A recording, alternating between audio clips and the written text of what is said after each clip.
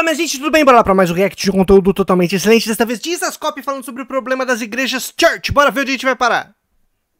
O neopentecostalismo está produzindo um tipo de crente híbrido. Ele é meio crente, meio ímpio. Porque ele diz abraçar algumas verdades do evangelho, mas sua vida é norteada pelos valores dessa era perversa. Sim. Então aqui já é o spoiler da nossa conversa, porque para mim esse é o principal problema do neopentecostalismo. Então assim, Paulo também vai dizer que o ministério dele era como alguém que oferecia oferta ao Senhor. Então inclusive ele fala que os gentios eram a oferta do ministério dele a Deus. Sim. Como eu vou apresentar híbridos ao Senhor?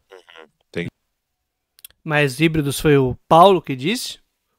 Ou foi o camarada que tá trocando ideia no Dizascope a respeito do neopentecostalismo, das igrejas Church, sem dar spoiler ainda do papo que nós vamos ter?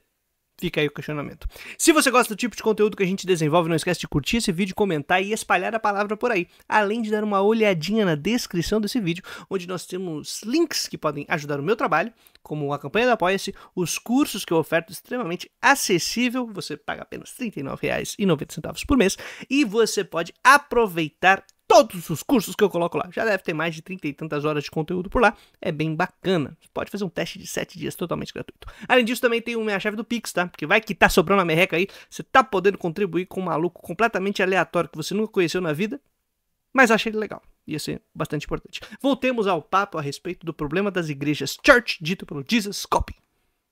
Não, o evangelho fala de regeneração. Então, hoje, o que é muito comum no neopentecostalismo gourmetizado? O neopentecostalismo periférico, ele é literalmente essa coisa que virou meme no Brasil. E a gente tá cheio de contas aí no Instagram para se divertir. Que é coisa que chega a ser, como os antigos diziam, tem que rir para não chorar. Então, isso é muito fácil de ver. É empobrecido culturalmente, é ignorante. Mas o neopentecostalismo gourmetizado, Douglas, ele mistura sementes. Ou seja, é um pouquinho de evangelho, um pouquinho de alta performance. Não é mistura de semente, é blend. Mas peraí. Já escapou uma parada aí curiosa. Além do uso do termo neopentecostalismo, que é algo que assim... O cara que começou a cunhar esse termo lá nos anos 90 já não usa mais e fala que é extremamente problemático porque não tem mais como estabelecer uma linha tão clara aí do grau de ramificação que o que veio do pentecostalismo criou. É um negócio muito, muito complicado a gente estabelecer quais são os critérios do pentecostal para o neopentecostal. E cada vez mais difícil, inclusive porque a partir dos anos 80, o que então foi denominado como neopentecostalismo ditou aí como ia funcionar praticamente as igrejas e as estratégias das igrejas de expansão, como o uso de meio de comunicação, rede massa, melhorar o marketing, adaptando cada vez mais, ditou a regra de como ia funcionar as igrejas dali para frente. E também o discurso de prosperidade, obviamente, que aí encampou em tudo quanto é canto. Ditou esse negócio, se estabeleceu, não dá mais pra falar nisso, mas aparentemente na periferia é gente inculta, que então vai essas coisas mimetizadas que é meme, que é tosco, e o pessoal gourmetizado aí tem alta performance. Alta performance de fazer a mesma coisa que na periferia, mas qual que será a distinção que esse cara percebeu pra fazer essa diferença? O que ele talvez esteja passando? Pode estar no filtro da percepção. Não sei, se você tem ideia, coloca no comentário aqui. Um pouquinho de evangelho, um pouquinho de misticismo. Blend. E aí ele está produzindo um tipo de crente híbrido. E ele também acaba conferindo segurança de salvação para pessoas que não têm evidência de salvação. Então, uma coisa muito comum no neopentecostalismo gourmetizado, barra church... E aí a gente vai melhorar a crítica aqui já, Douglas, porque ele produz um tipo de discípulo híbrido. Não são pessoas que demonstram o caráter de Cristo. Não são comunidades que são saudáveis. Então, a gente está realmente diante de um problema muito grave. Por quê? Porque a gente está misturando a semente ok? Evangelho e mais um pouco de vãs filosofias humanas, sejam elas de qual natureza for, que está produzindo um tipo de lavoura, um tipo de povo, um tipo de igreja, entre muitas aspas. Então isso é realmente complicado. Foram 2 minutos e 36 segundos repetindo a mesma frase. Estamos produzindo na igreja gourmetizada o híbrido. Não gourmetizado, não pentecostal, não gourmetizado é o tosco inculto. O gourmetizado, que provavelmente é a igreja church, de classe média, parede de fundo preto, majoritariamente branca, aí é o pessoal híbrido, né? Esse blend aí. Mas tudo bem, digamos que talvez faça sentido esse papo que até agora não foi para lugar nenhum. Digamos. A gente vai ver ainda o desenvolvimento disso, pode ser que encontremos um rumo de casa. Até agora, a única coisa feita foi repetir, pelo menos 4 ou 5 vezes, crente híbrido, crente híbrido, crente híbrido, mistura de semente, mistura de evangelho com o mundo. Mas não deu nenhum critério ainda, espero que venha no desenrolar do papo, pra gente estabelecer o que é o que e o que é o que, né? O que é esse mundo que tem uma linha tão clara e específica separada do tal do evangelho? O que é o misticismo tão separado do evangelho? Qual vai ser o critério utilizado para a gente conseguir diferenciar o híbrido do puro, do raiz, do orgânico?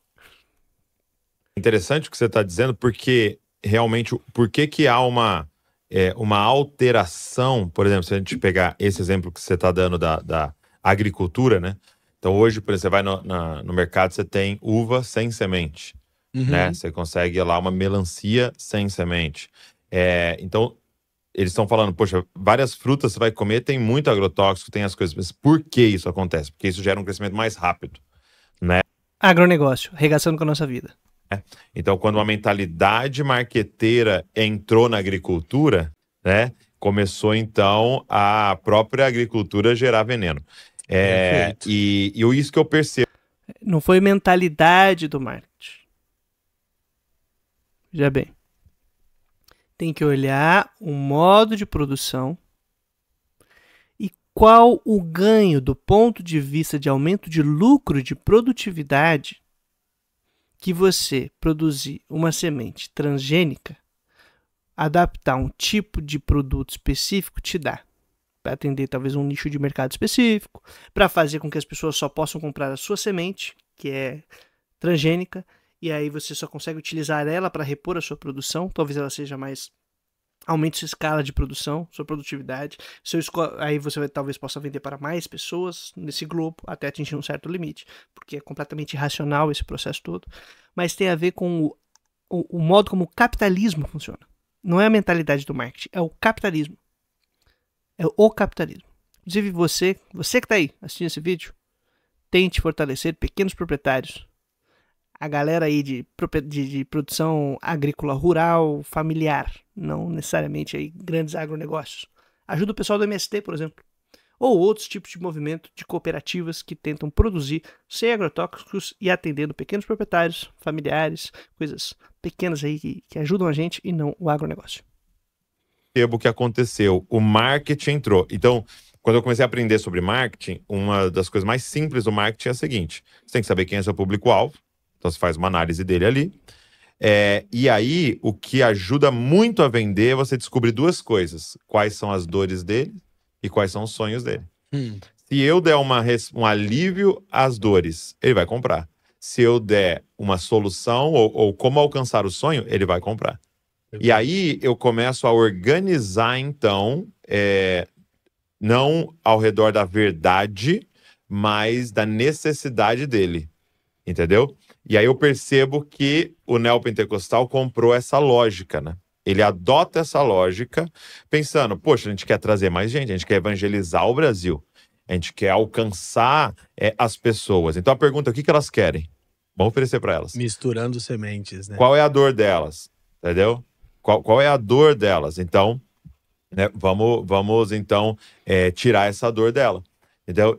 E mesmo que a Bíblia não esteja falando exatamente isso, né? E aí é o que você falou, eu tenho metade essa isca e metade o evangelho, e eu fico tentando, só que se eu trouxe com essa técnica, eu tenho que sustentar com essa técnica. Sim. Então eu preciso manter. Porque se, vamos dizer, que alguém fosse lá e fizesse um evento evangelístico que parecesse aquilo, aí a pessoa chegou, beleza, mas daí ela entra na realidade e aí fica se quiser, beleza, mas aí eu preciso sustentar com essa técnica, né? E aí tem... Agora eu saquei. Agora eu entendi tudo. Peguei o esquema. Como diria o camarada Ian Neves em seus programas regulares durante a semana. Peguei o esquema. Você pegou o esquema? Camarada que tá acompanhando aqui. Douglas, querido camarada, sempre vou puxar um papo contigo, a gente discutir porque teu canal é grande, tem um grande alcance. Você chama bastante gente aí pra trocar ideia, tipo Deltan Dallagnol, Franklin Ferreira, gente que fala sobre marxismo cultural, a gente já passou por vários conteúdos. Isso forma a galera, forma uma molecada, já deve ter formado mais de uma geração, inclusive. Então acho que é bom a gente esticar o papo e tensionar umas conversas. Você estudou marketing pra quê, mano? Fiquei curioso.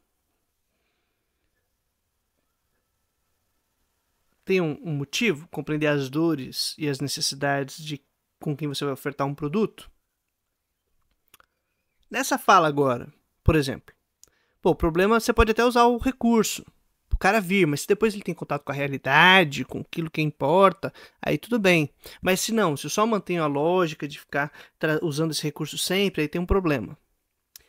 Isso significa que a estratégia adotada pelo marketing de fazer esse tipo de apelo para trazer a galera para cá, para encher os nossos cultos, ou talvez de views os nossos conteúdos para espalhar a mensagem, estaria válido se no momento seguinte a gente parasse então de usar essa técnica e fizesse outra coisa?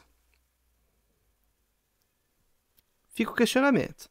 Nós estamos utilizando essa técnica? Será que ela é boa mesmo? Será que ela vale a pena e está adequada com a nossa estrutura e proposta de religiosidade, de fé? E um último comentário. Usar essa estratégia, esse tipo de crescimento, usar um canal de evangelismo de massas, não é exatamente a tendência que foi implementada pelo tal do neopentecostalismo a partir dos anos 80? Se a gente adotar, será que a gente não está fazendo o tal do crente híbrido? Ou utilizando as estratégias que produzem o híbrido e misturando sementes? Seja lá o que isso signifique. Mais uma coisa para a gente pensar aí. Tem gente há 10, 15, 20 anos, né, comendo essa mesma coisa, né? Perfeito. Que tem a ver com ela ainda no centro da vida dela, né? Não entendendo Jesus como Senhor. Eu ainda preciso ficar fazendo as vontades dela, né? E chamando de evangelho. Perfeito. Nesse texto de Deuteronômio, Douglas, ele é tão interessante. Eu vou ler o texto aqui para a gente fazer essas aplicações. Então, a maneira com a qual você colocou para mim traduz muito bem aquilo que eu estava procurando encontrar as palavras corretas. Então, em Deuteronômio 22, onde nós encontramos essas 3 leis, elas são interessantes se elas forem aplicadas à luz do Novo Testamento. O verso 8 diz assim: quando edificares uma casa nova, far-lhe-ás no terraço um parapeito, para que nela não ponhas culpa de sangue, se alguém de algum modo cair dela. 9. Não semearás a tua vinha com 2 espécies de semente, para que não degenere o fruto da semente que semeastes e amesse ou a novidade da vinha. 10. Não lavrarás conjunta de boi e jumento. Então é interessante se a gente aplicar isso sem ferir o contexto, que são leis práticas para a vida e para a agricultura e para as questões civis. Primeiro, então, como a gente começou com o verso 9, misturar as sementes produz uma lavoura híbrida. Sim. Nós estamos misturando o evangelho e vãs filosofias humanas, sincretismo, fusões de concepções religiosas. Essa é a marca distintiva do neopentecostalismo. Ok. Não. Isso é o que você disse. Perceba, quem está acompanhando aqui este conteúdo. O camarada ficou 2 minutos e meio, quase 3 minutos repetindo que é o híbrido, mistura de semente, híbrido, mistura de semente. É uma metáfora que aparentemente estava aí solta. E aí ele jogou que Paulo diz que ele ia fazer uma oferta ao Senhor. Então a gente, quando vai fazer essa oferta, como Paulo fez, a oferta seria as pessoas a quem ele está pregando, no caso os gentios, não poderiam ser híbridos. Mas quem está inferindo todo esse processo é o leitor, que é o camarada aí. E aí agora, antes dele fazer essa aplicação, que talvez confirmasse sua tese inicial, ele diz: Ó, eram regras práticas, mas vamos apagar o contexto, vamos apagar a questão da agricultura, vamos apagar a questão das leis civis e da organização do povo e vamos aplicar. Sim, se você apagar tudo isso, você pode aplicar para absolutamente qualquer coisa. E aí você esvaziou todo o conteúdo. E agora você está utilizando da maneira freestyle, do jeito que você quiser. E isso não é só esse camarada que tá fazendo. O pessoal em geral faz isso. Vai esvaziando, cria uma estrutura abstrata e genérica que pode aplicar para qualquer coisa. É o que fizeram, por exemplo, para falar sobre trabalho e escala 6x1 e tentar defender o tal da escala 6x1. Abraço, Renato Vargas. Foi isso, cara. Mesma fita. Mesma fita. Você esvazia, tira tudo e aí você pode aplicar para como você quiser. Mas tudo que vier daqui pra frente é o cara reforçando a própria tese dele usando o texto bíblico para reforçar o que ele tá querendo dizer, que é o tal da hibridez aí do crente. O crente híbrido, que é o neopentecostal. As igrejas church, né? Que elas não fazem um Jesus copy direito. Aí viram churches. Ok? Um pouco de evangelho e um pouco de vãs filosofias. Segundo, ele diz que quando você construísse uma casa, você tinha que construir um parapeito, enquanto estava construindo ela, para que alguém desavisado, porventura, não caísse. E você seria culpado do sangue daquele ignorante.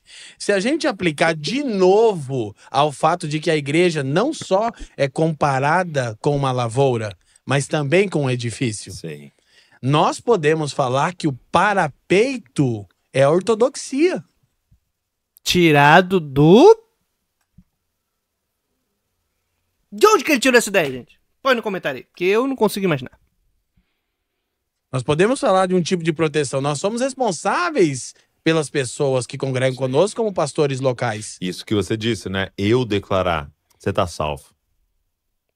É muito Você acha grave que é uma isso. das quedas mais terríveis, Há alguma né? coisa pior do que você conferir certeza de salvação a alguém que está debaixo da ira de Deus, Douglas? Fome. Fome é pior do que isso. A falta de água. Falta de acesso a questões que deveriam ser direitos básicos, mas viraram serviço e hoje em dia só quem tem recurso, grana, pode acessar. Ausência de vida digna, de desfrutar a vida que Deus deu pra gente. Isso é bem ruim. Bem pior, inclusive. Porque esse lance do cara poder discutir salvação, dar certeza de salvação ou não, a pessoa tem que estar viva pra isso acontecer. E pra estar vivo, tem algumas condições que precisam ser estabelecidas primeiro. Porque se alguém frequenta um templo religioso e escuta um evangelho que é híbrido, então assim, o parapeito é a ortodoxia. Mas... Ok? E aí depois no 10 ele diz, então, não lavrarás com junta de boi e de jumento. Eu sempre também gosto de novo dessa aplicação que sem ferir o contexto. Gente, você não podia colocar animais de diferente estatura para arar a terra. Era o jogo desigual, né? O jogo desigual. Por quê? Por uma coisa, primeiro, óbvia. Se você colocar um boi, um animal de maior estatura e força, do lado de um jumento para arar a terra, o boi vai estrangulá-lo. Porque é a canga, né? O jugo. E o jumento tende a ir para trás, né? Sim. E o boi para frente. Cristo nos convidou a tomar o seu jugo. Isso. O jumento, ele costuma empacar e não sair da mesma lenga-lenga. Ele fica ali travado. Isso acontece com frequência. O cara não sabe pra onde ir, pum, para. E aí atrapalha o rolê. Mas pra vocês verem, gente, era uma regra, uma dica bastante básica pro cara poder arar a terra de maneira relativamente decente, não perder colheita, nem estragar ali o teu trabalho. Mas a gente tá abstraindo tudo isso e fingindo que é uma grande aplicação espiritual para o além que você pode aplicar pra qualquer coisa e reforçar a tese do crente híbrido. Crente híbrido. Poderia ser totalmente elétrico, poderia ser totalmente gasolina, totalmente álcool. Álcool talvez não. Crente álcool. Hoje em dia há mais exceções por questões econômicas, mas ainda vigora a regra de que não pode exagerar, não pode beber álcool aí. Então, a álcool não. Mas não poderia aí não ser híbrido, poderia estar puro de alguma outra maneira. Ninguém tá puro. Isso. Ou seja, o problema é que nós não somos da mesma natureza dele porque estamos ouvindo o evangelho híbrido. A gente não tem estatura espiritual para caminhar ao lado do Senhor no dia do sofrimento, porque a gente ouviu um evangelho que, inclusive, já que eu mencionei, o grande slogan da Igreja Universal, inclusive em outros países, ela é conhecida como "pare de sofrer". Isso é o neopentecostalismo que cresceu como movimento social periférico. O gourmetizado, alta performance. Não tem esse cunho negativo. tem uma conotação positiva. Entendi. Entendeu? Tem uma diferença porque aqui. Um era o vamos tirar o sofrimento e agora vamos realizar o sonho, né? Pronto. Mas assim, aí é não analisar também o que a própria Igreja Universal fez. Opa, perdão. Igreja Galaxial. Jamais falaria desta outra igreja em momento algum na minha vida. Afinal, sou uma pessoa muito respeitadora. No Brasil, realmente o crescimento de movimentos pentecostais e de igrejas galaxiais, transcendentes, infinitas, né, tal, espaciais e siderais, elas se deram no uso desse lance da periferia, ainda tem sua base aí, em parte, mas, dados os limites da capacidade de oferta da prosperidade, mudou completamente o foco. Eu gostaria muito que vocês vissem o trabalho da professora Jaqueline Teixeira a respeito de como a Universal cria programas, por exemplo, para homens, para mulheres específicos, né? Porque lá mostra como há um tipo de trabalho com um nicho específico que ajuda um tipo de melhora de conduta, entre aspas, para adequação a um tipo de relação de trabalho, tipo de relação de organização da vida, que facilita com que determinados setores da sociedade realmente encontrem certa estabilidade.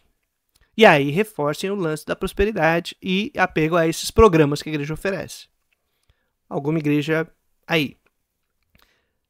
Tem uma outra igreja que tem um canal na TV que faz inserções constantes colocando uma frase: eu sou sideral, né? Eu faço parte aqui da igreja. E normalmente é uma pessoa, é um indivíduo, não necessariamente está casado, né? Está solteiro, solteira, tudo clean, branco, sou empresário, sou uma empresária e faço coisas A, B, C. Quando é um casal com cachorro, né? Não tem filhos, quase não aparece criança nessas propagandas, porque já está incutindo um tipo de dinâmica de trabalho para pessoas ali de jovens de meia idade, né? Jovens adultos, empresários de classe média. Esse é o público, esse é o negócio. E aí, para quem quiser ir a reboque, vai como inspiração para venha para esse time também. Grandes cultos hoje que você tem durante a semana, grandes programas para classe média. O número de fiéis, por exemplo, de uma dessas igrejas galaxiais imensas, de um censo para o outro, caiu em 300 mil pessoas. Diminuiu o número de pessoas que eram membros, que se afirmavam como faz parte dessa igreja. O que indica que para essa igreja a estratégia não é aumentar a quantidade de membros nas periferias e a quantidade de pessoas que estão seguindo, senão você ir filtrando e criando programas específicos para uma galera que paga, que tem bala para garantir para você, e aí você faz uma gestão, um tipo de planejamento financeiro em que você faz render esse dinheiro com outros tipos de investimento e com uma expansão para outros países. E aí quando vai para outros países, por exemplo na América Latina, tem programas semelhantes a esse aí, do Pare de Sofrer. E aí você para de sofrer, e aí sim, reproduzindo a estratégia inicial da expansão aqui no território brasileiro, que é apelando pra galera que tá lascada na periferia. Mas a tendência, se você for pensar, é seguir o lance de cada vez mais diminuir esse discurso e ao substituindo ele para os nichos que são capazes de entregar recursos e ter algum retorno.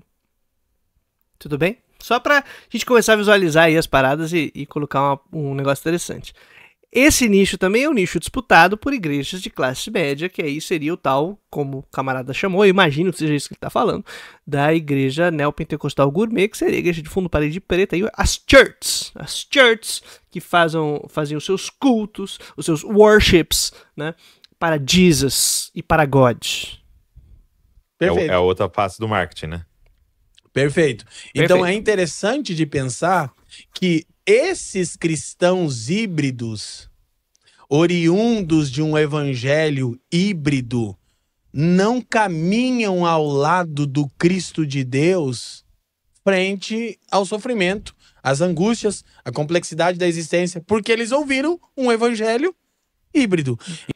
Aí que tá, né? Então, aí qual é a saída? Venha para a minha igreja, porque na minha igreja a gente oferece o evangelho puro, não esse híbrido. E como a gente vai saber o que é puro e o que é híbrido? Pela parede que tá na casa, que é a ortodoxia. E é a ortodoxia, que é o que a gente fala, é o que tá garantindo. Ponto.